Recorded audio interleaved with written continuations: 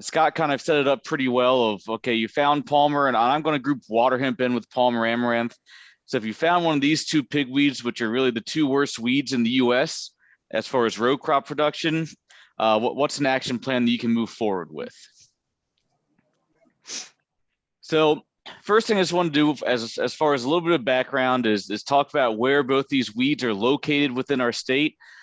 So some of you may be familiar with Palmer Amaranth, and then of course the North Dakota Department of Agriculture are kind of the stewards of the Palmer Amaranth map since it is a noxious weed. So this is the latest map updated last November. They've gone to a different color scheme rather than compared to previous maps. So the counties that are listed in blue are where we have found Palmer, and this past summer did not find any additional plants. So looks like pretty good control there as far as keeping Palmer populations suppressed. The green counties are where we have found Palmer in previous years and could still find some in the summer of 2021. And any county that's red or the ones that are striped in red are where we had new populations found in 2021. So add it all up, it's 13 or 14 counties that we have found Palmer in the state, and we still do have some pretty active populations in some of these counties. Now, okay, so if you found Palmer, so it is of course, I mentioned a noxious weed. The Department of Agriculture does have a website. The URL is here at the top of the screen.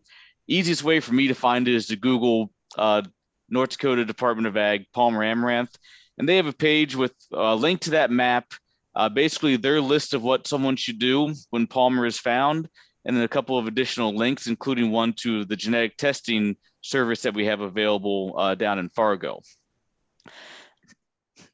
So I just zoomed in on their screen here, showing kind of the list of what someone should do when Palmer has been, or suspected Palmer has been found. And basically starts with contacting your county weed control officer, and they will come out and help try and determine if it is Palmer. If you're in a county that was not lit up on that map, so if a county that has not had Palmer confirmed by the Department of Ag, they will pay for the genetic testing. And usually they will contact either your extension agent or someone like myself for additional confirmation of identification. But other than that, rather than going through the whole list here, you basically work with your extension agent and importantly, your weed control officer after confirmation has been confirmed for that given year. So as far as water hemp, it is not on the noxious list. So I'm kind of the one in charge of keeping this map together. So all the counties in green are basically where we have confirmed at least one population of water hemp. If I were to draw a map or a line from basically Cass County over to Stutzman and then down south, that southeast corner of the state is where water hemp is primarily one of the major weeds that we deal with. Every year for the past couple of years, except for maybe 2021, certainly the worst weed in many fields. We did have a good resurgence of kochia in 2021, even in that corner of the state. So in years where we didn't really have major kochia issues in that corner of the state, the water hemp has been the dominant weed down there. So we do have all the Devil's Lake area counties. We have found water hemp, but really no fields are just dominated by water hemp. That it's the major concern that we're aware of to date. So getting back to the two weeds at hand, okay, so we found them in our field. What are some of the things we need to consider moving forward? And so we've shown some shock and awe pictures over the years from other states. Here on the left is Palmer Amaranth that was in direct competition down in Barnes County, so within North Dakota, just pulled out of the cornfield right behind those gentlemen. And then the water hemp there on the right was on the Minnesota side of the river, but about 10 miles from Fargo. And you can see water hemp there, of course, getting taller than that truck and wider than that truck as well. So can these weeds become adapted, thrive, be very competitive in our environments? Yes, they absolutely can. We've talked in the past about their ability to produce a lot of seed. And in this case here, when we talk about plants that can produce over 1 million seed per plant, if you look at the water hemp on the right, when you're bigger than a truck, essentially, that's the type of plant we're talking about, over 1 million seed per plant. And that's really what we want to avoid because when we have these plants that produce a lot of seed, we can have a population within a field get out of hand pretty quickly over the course of 1 to 2 years. So I'll keep going back to kind of the production of seed of these plants and why we need to manage. If we have a few plants, why we do encourage to hand pull those plants, especially if an infestation is found early. I do want to show the other side of the coin, though, rather than the shock and awe of a large plant with 1 million seed. Here's a very realistic scenario that we deal with in the southeast corner of the state. So this is a water hemp plant from the fall of 2020. So this is in a wheat field that was harvested early August. This plant would have germinated about the second or third week of August. And then I pulled the plant and took these pictures the second week of September. And this plant over that time frame had germinated and gone on to produce about 88 to 100 viable seed over that 4 to 5 week time span. And so while we talk about management of Palmer and water hemp, we're always concerned about crop losses, preventing the large plants that produce a lot of seed. One of the biggest issues that we're starting to see with something like water hemp in our corner of the state is that post-harvest of a crop like wheat, if we get an extended fall with some rainfall, we can have a lot of little plants pop up and produce seed that will then go on to be problematic for next year. So while we talk about 1 million plants per or 1 million seed per plant being bad, 1 to 10,000 of these per acre is a pretty realistic scenario post-harvest in wheat down here, especially in Cass County, and they can, if you have 10,000 of those plants producing 100 seed, kind of the same net result over an acre if we're just talking about pure numbers of seed production. Okay, so this video will hopefully work without too much lag time. Just one more note on seed production. We were harvesting some research trials in October of this year, and I clipped off the top foot or so of a water hemp female. And in this video, I basically then took a 2-inch segment of one of those seed heads, and just rather than talking about sheer numbers, I want to show that little 2-inch segment, quickly thresh it out, and how much black seed you can see falling out of that little 2-inch segment. So just another way to visualize how much seed production we can have in these plants. There's a lot of those 2-inch segments on there, and there are a lot more in this one plant in this particular field. But if you imagine all those seed that were threshed out on a plant like that, if you run that through a combine, then you're just going to redistribute all that seed across the field.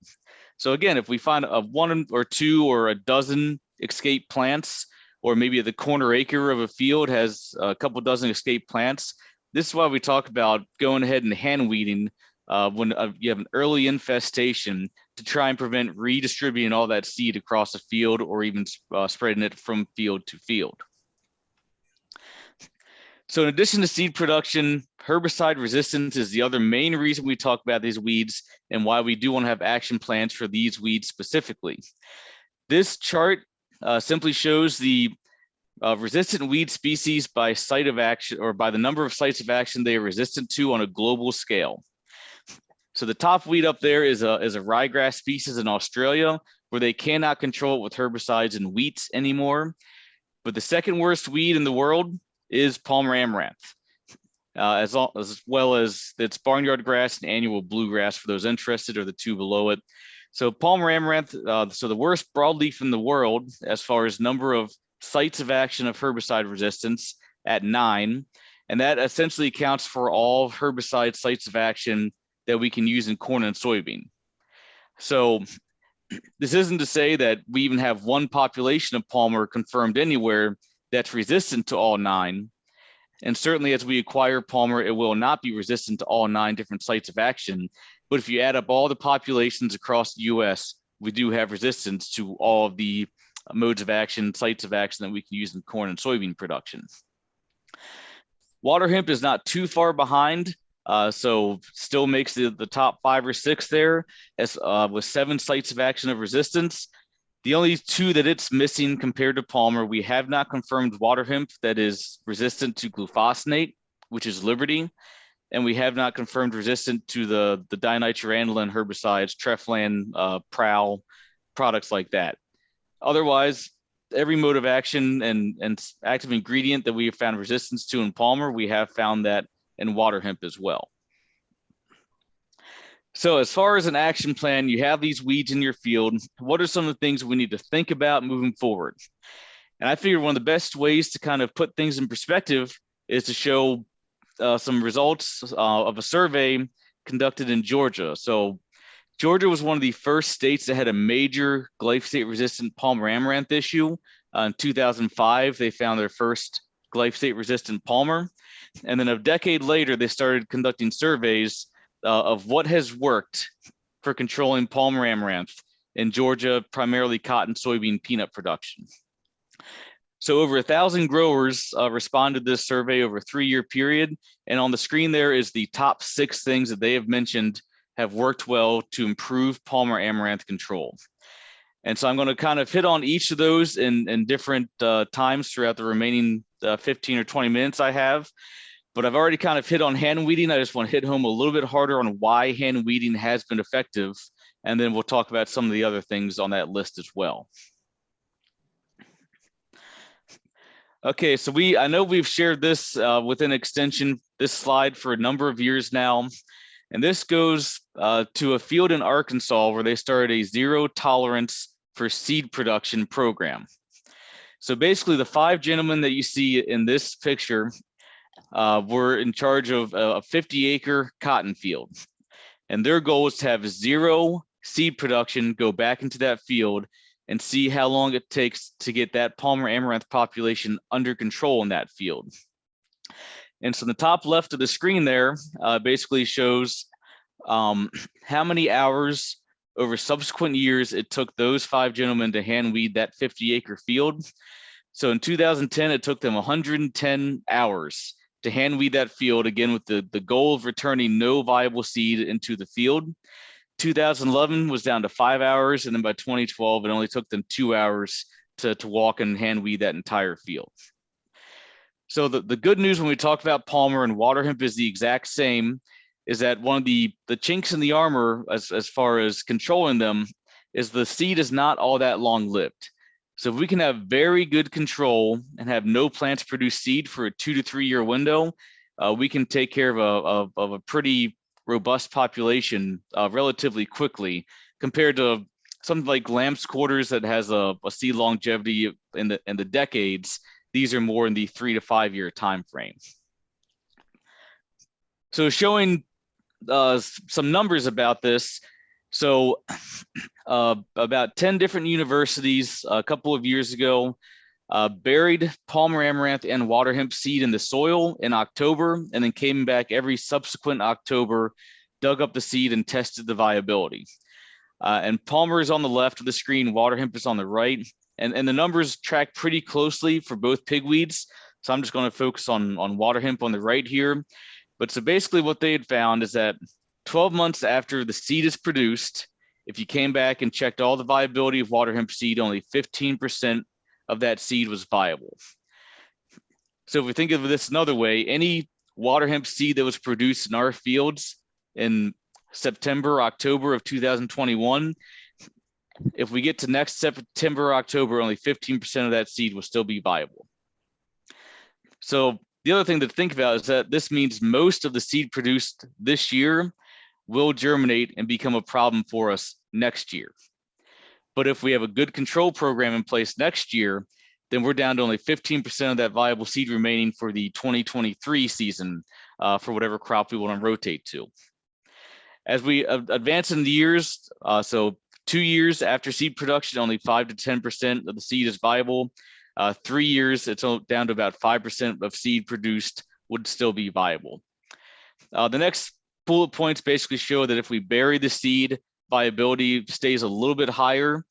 This is basically consistent for all weed species that we've tested over the years, but just showing water hemp and Palmer, if you do bury the seed, it increases a little bit, but still we'll have about 80% of that seed no longer viable after the first 12 months.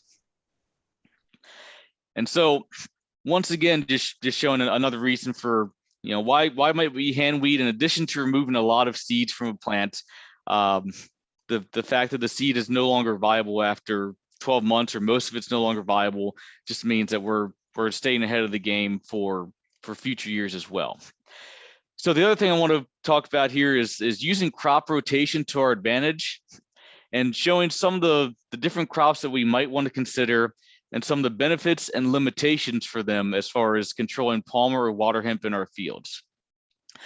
So if I'm going to generalize here, starting on the top, small grains are going to be one of the most competitive crops we have with palmer or water hemp, especially if we're in our April planting time frame. Water hemp emerges early to mid-May. Palmer that we found this year with some research is about the end of May is when palmer will start to emerge. So if we get a good competitive small grain canopy, it's going to suppress a lot of the germination. So very competitive, but there are some limitations I'll show in the next slide or two. I have pulse crops listed here, but we could also lump something like sunflower into this group as well. So sunflower, pulse crops, dry beans, these are going to be the most limited crops that we have as far as herbicides available for use for palmer or water hemp.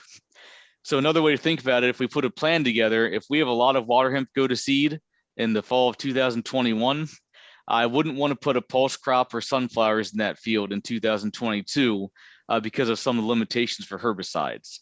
We can essentially apply some effective pre-emergence herbicides, but we don't have any effective foliar or post-emergence herbicides in crops in that list.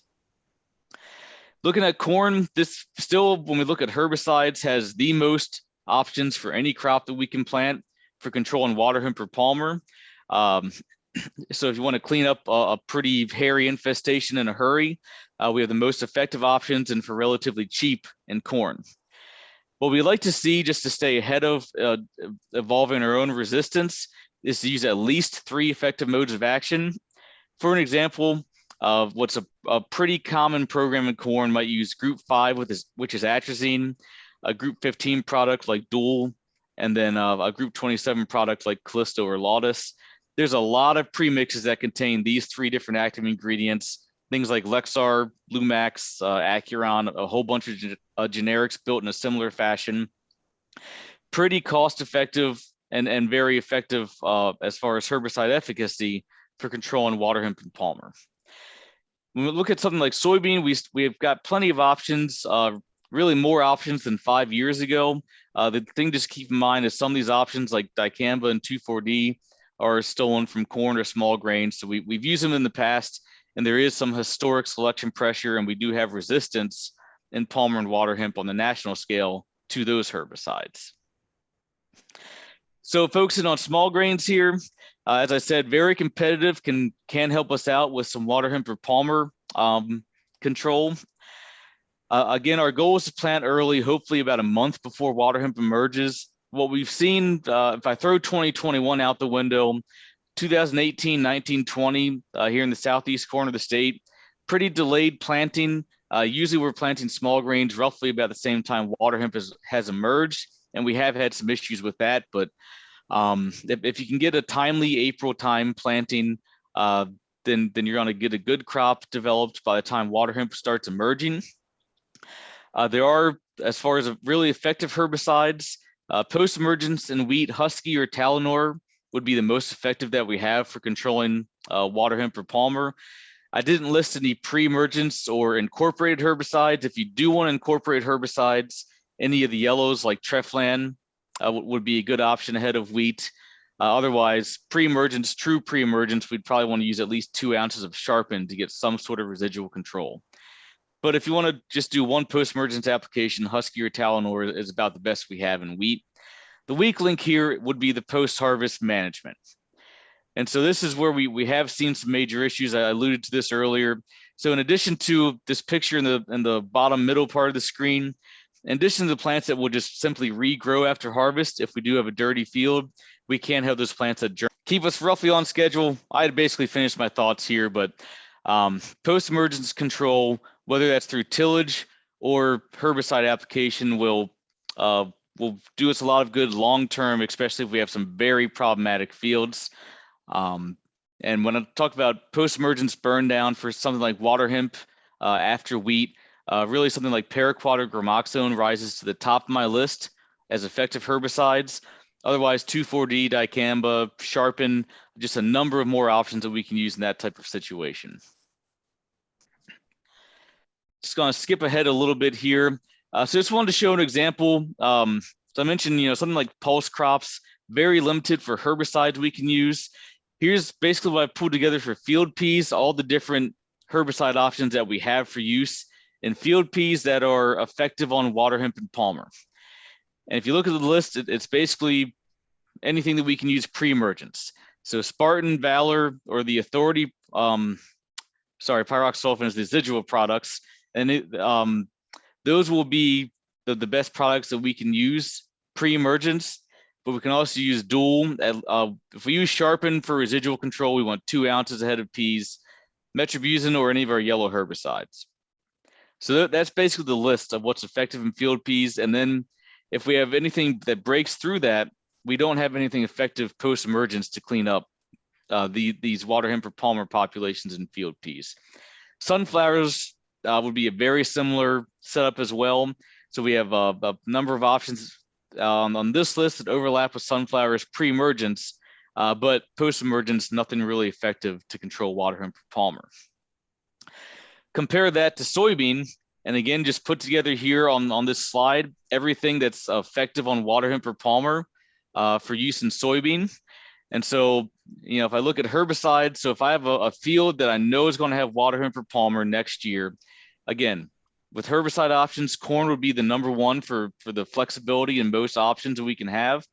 Soybean would be number 2, and essentially similar to field peas, pre-emergence herbicides, the Authority, Valor, or residual products, but any of the dual warrant outlook type products, metribuzin or anything yellow, also pretty effective. Soybeans, we do have post-emergence options. So we have FlexStar, Cobra, or Blazer. So our group 14 type herbicides, that will work in any traded soybean. Otherwise, we are forced into either a Liberty Link trait, a dicamba trait, or the Enlist or 2,4-D platform for controlling post-emergence water hemp or palmer and soybean. And I've also added here, we do want to have some additional residual herbicides, such as dual. So metolachlor is dual, acetochlor is warrant, and then we have Outlook and Zidua. Dimethenamide is Outlook, and pyroxasulfone is Zidua. So any of those we want to add into our post-emergence herbicide pass, timed roughly 4 weeks after planting, to get additional residual to try and get us to a crop canopy. So again, that just kind of brought us back to the list from Georgia and what's been effective on palmer. So using those residual herbicides, using different herbicide modes of action, whether that's within a crop like soybean, where we can use different effective modes of action like 2,4-D and Liberty in the Enlist system, or even across cropping sequences like corn, soybean, wheat. If we have a 3-year rotation of those crops, for instance, effective herbicides on water hemp and palmer, but we do want to make sure we use different herbicide modes of action across the sequence as well to help keep us ahead of developing additional resistance. That's the video, and since we crashed once, I don't want to play the video. In fact, just to get us back on track here, it's going to jump ahead and kind of finish with this a couple of pictures from the southeast corner of the state of why we focus on things like residual herbicides, different modes of action, and what can happen if we don't have timely herbicide applications, which was number 1 on their list. And then if we don't start clean and stay clean. So start clean and stay clean is this concept of we don't want any water hemp or palmer emerged when we plant our crops. And ideally, we don't want to see any water hemp or palmer throughout the season. And it's how we really are able to accomplish that is with those overlapping residual herbicides, and then clean up anything, especially post-emergence with these timely herbicide applications. And so just want to show a couple pictures here. This is from Cass County a couple of years ago. And while we have kind of in this picture that middle strip I'm centered on, inter-row is clean. That's simply the sprayer tire track when it was too wet to really be out there spraying. So when we have a wet field, we can actually rip out all the water hemp or palmer with a tire track. But where we didn't have that tire track, all the green that's in between the soybean rows is water hemp that survived an application of Liberty or glufosinate. And so the one thing I didn't mention is size of water hemp or palmer. And Really what we're looking at for the effective herbicides we have is that if these plants get much over 3 inches tall, we do lose our viability or our effectiveness of some of our herbicides. And so the pictures here on the left and the right of the screen are some of the plants I pulled after that first application of Liberty. And again, you can pretty much tell these were taller than 3 inches. This was a wet year, so I know we kind of get back into these types of situations. This field did not have any residual herbicide at planting. By the time they were able to get in there and spray, plants were 6 inches or so. Did we kill some? Left side of the screen, yes, we did. The right side of the screen represents far more of the plants that were in that field, survived that application and started regrowing. In this particular case, came back with a second application of Liberty, still had survivors. A third application of Liberty, we actually still had survivors. So again, this was 2 or 3 years ago where we could actually think about maybe 2 or 3 applications of Liberty.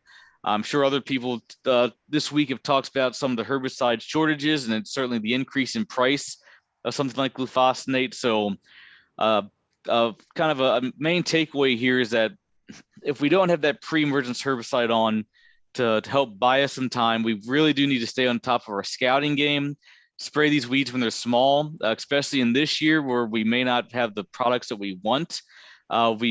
We certainly want to make sure we get these weeds when they're 2 or 3 inches to give us the best chance of controlling them with that first herbicide pass, so we don't have to try and rescue and still potentially get some escapes like we'd seen here.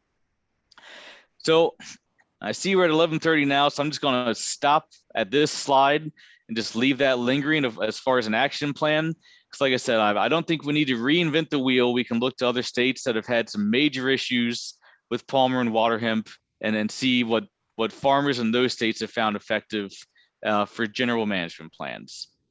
And I guess it looks like we're back to Caitlin now, but if we had any questions, I'd be happy to take them. If you need to keep moving on, I certainly understand. Moving on? Okay, Scott says we got to keep moving on. Well, there's one question though. 1 second. Are we taking?